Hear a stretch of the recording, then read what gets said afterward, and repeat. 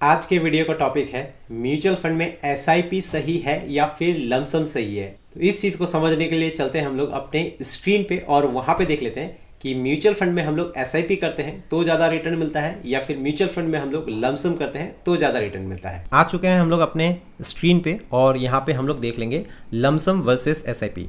तो लमसम कब सही रहता है? जब मार्केट अगर अप ट्रेंड में चल रहा हो और हम लोग ने कहीं नीचे पे बॉटम में ही हम लोगों ने पैसा डाल दिया, लमसम पैसा डाल दिया, वो सही रहता है। और एसआईपी कब रहता है? जब मार्केट गिर रहा हो तब एसआईपी ठीक रहता है। यहाँ पे हम लोग ने टॉप में एक एसआईपी लगा, उसके बाद फिर नीचे एसआईपी लगा, फिर मार्केट नीचे आया एसआईपी लगा, और नीचे आया एसआईपी लगा, और नीचे आया एसआईपी लगा। तो ऐसे सही रहता है मार्केट में लमसम और एसआईपी। लमसम के लिए हम लोग को क्या करना पड़ता है? एक बार में बड़ा अमाउंट लगाना पड़ता है। अगर हमारे पास एक बड़ा अमाउंट है तो उसको हम लोग लमसम में लगा सकते हैं। पर अगर मेरे पास पैसे ही नहीं है, मेरे पैसे मंथली बेसिस पे आता है, तो वहाँ पे मैं क्या कर सकता हूँ? वहाँ पे मैं एसआईपी ही कर सकता हूँ। जब मुझे मौके मिलेंगे बीच बीच में, जब मेरे पास इकट्ठा कुछ पैसे आएंगे, तब उस चीज़ को मैं लमसम करूँगा। आगे चलिए देख लेते हैं। मान लेते हैं कि अभी एक अमाउंट चल रहा है, नैव चल रहा है मार्केट में, कोई भी एक एसआईपी का 100 का, और अभी मेरे पास लमसम अमाउंट 1 लाख का पड़ा हुआ है, एक्स्ट्रा कैपिटल एक पड़ा हुआ है। तो इसको मैंने यहाँ पे आज के समय इन्वेस्ट कर दिया। और 2 साल बाद क्या होता है? 2 साल बाद ये पहुँच जाता है, मार्केट पहुँच जाता है इस जगह में, यानी 300 के भाव पे चले जाता है नैव उसका। कोई भी एक एसआईपी है, उसका नैव क्या चले जाता है 2 साल बाद? वो चले जाता है 300 पे। तो मेरा 100 रुपये का नैव पहुँचा 300 पे, तो मुझे फ़ायदा कितना हो जाएंगे? 1 लाख का मेरा बन जाएगा 3 लाख। पर यहाँ पे अगर मार्केट फिर से करेक्शन होकर आ जाता है 220 पे, तो मेरा अमाउंट फिर कितना हो जाएगा? वहाँ पे मेरे बन जाएंगे 2,20,000 रुपये। तो मार्केट जैसे फ्लक्चुएट करेगा उस हिसाब से आपको रिटर्न्स मिलेंगे। पर ये सही रहता है जब मार्केट अप ट्रेंड में हो। पर आपको कभी पता नहीं लगेगा कि मार्केट अप ट्रेंड में कब है या डाउन ट्रेंड में कब है। तो लमसम पैसा आता है, उसको डाल दीजिए। और आपको माइंड में एक चीज़ रखना पड़ेगा कि ये मुझे लॉन्ग टर्म के लिए रखना है। अगर लॉन्ग टर्म के लिए सोचेंगे तो आज से 5 साल बाद, 8 साल बाद या 10 साल बाद, तब जाके इस चीज़ का फ़ायदा मुझे देखने को मिलेगा। और इस बीच में क्या होगा? वॉलेटिलिटी आपको काफ़ी बार देखने को मिलेंगे। इसके इस बीच में आप मार्केट ऊपर जाएगा, फिर नीचे आ सकता है, फिर ऊपर जा सकता है, फिर नीचे आ सकता है।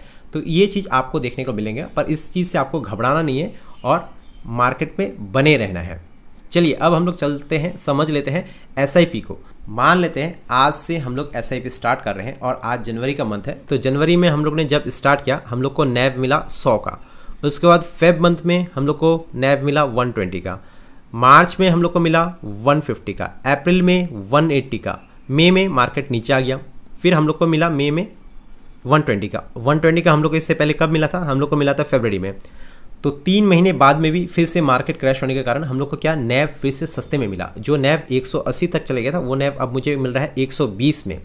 मार्केट जितना दिन लेगा, जितना ज़्यादा समय लेगा, 2 साल, 4 साल, 5 साल, तो क्या दिखेगा? वो आपको ऊपर दिखेगा। लास्ट में क्या है? ऊपर दिखेगा। इस बीच में आपको नीचे गिरावट, फिर ऊपर, ऐसे ऐसे, पर लास्ट में क्या है? ये ऊपर जाएगा। ऐसा ही मार्केट करता है। तो बीच में हम लोग को फिर से करेक्शन देखने को मिला। हमारा लगा मई में 120 में। उसके बाद देखिए जून में और नीचे आ गया, जून मंथ में 110 में आ गया।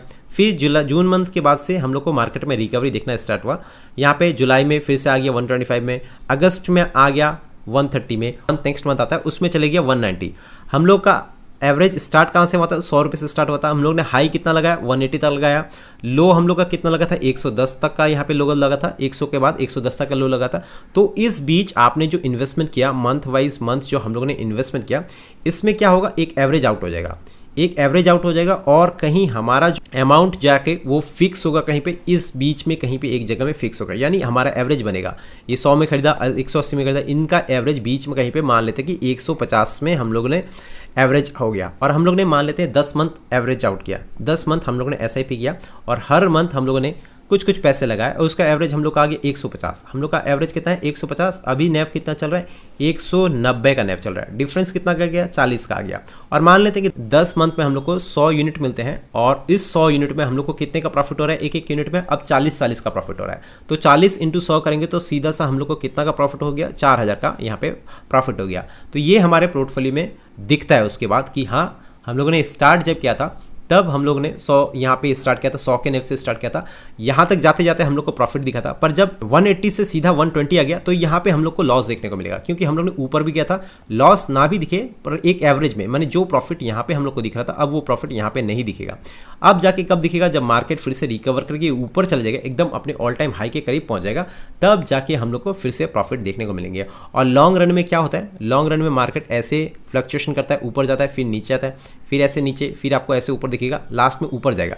तो जब हम लोग यहाँ जो इन्वेस्ट करते हैं, इस चीज़ का फ़ायदा हम लोग को जब मार्केट अपने ऑल टाइम हाई के करीब होगा तब जाके हम लोग को उस चीज़ का फ़ायदा देखने को मिलेगा। तो SIP लमसम दोनों सही है, पर क्या है, जब मार्केट में करेक्शन आता है ना, जैसे कि मार्केट में यहाँ पे आपको देखने को मिल रहा होगा कि मार्केट में जो ये डिप आया था और मैं यहाँ पे SIP कर रहा था, तो इस जगह अगर मैं लमसम कर पाता, मान लेते एकदम बॉटम में नहीं कर पाया, मैं यहाँ पे ये बॉटम बनाया, उसके बाद यहाँ पे आ गया, इस जगह मैंने लमसम कर दिया, यहाँ पे मेरे पास एक्स्ट्रा कैपिटल आ गया, मान लेते कि मेरे पास 25,000 रुपये एक्स्ट्रा आ गया, मेरा मंथली SIP जाता है 5,000 करके और मेरे पास 25,000 एक्स्ट्रा है, तो मैंने क्या किया, इस गिरावट में लगा दिया। इस गिरावट में मुझे नेव कितने के मिले, 110 के मिले, तो मुझे कितना फ़ायदा हो गया यहाँ पे, 110 से 190 जाएगा तो सीधा 80 का फ़ायदा हो रहा है मुझे एक यूनिट पे। और यहाँ पे मान लेते हैं मैंने यहाँ पे 25,000 डाला, तो इस चीज़ का फ़ायदा आपको देखने को मिलेगा। तो SIP के साथ बीच में मार्केट जब करेक्शन हो, आपके पास जब कैपिटल आते हैं कुछ, उसको आप अगर इन्वेस्ट करते हैं तो इस चीज़ का फ़ायदा आपको लॉन्ग रन में जाके देखने को मिलता है। इसलिए SIP के साथ साथ लमसम भी करना बहुत ज़्यादा ज़रूरी है। बस SIP करेंगे तो हम लोग को रिटर्न्स मिलेंगे, पर SIP के साथ अगर हम लोग बीच में टॉपअप करते हैं, लमसम करते हैं, तो उसमें हमारे रिटर्न्स बढ़ जाते हैं। और वन टाइम बस हम लोग ने लमसम करके छोड़ दिया और उसके बाद कभी हम लोग ने इन्वेस्ट नहीं किया, तो इस चीज़ में भी हम लोग को लॉसेस होंगे। तो SIP और लमसम दोनों ही ज़रूरी है। मार्केट का सिचुएशन देख के लमसम करना पड़ता है और SIP जो है वो मंथली बेसिस पे हम लोग चलते रहता है, मार्केट का सिचुएशन कैसा भी रहे। आज की वीडियो में बस इतना ही, मिलते हैं फिर कल और एक वीडियो के साथ, तब तक के लिए बाय।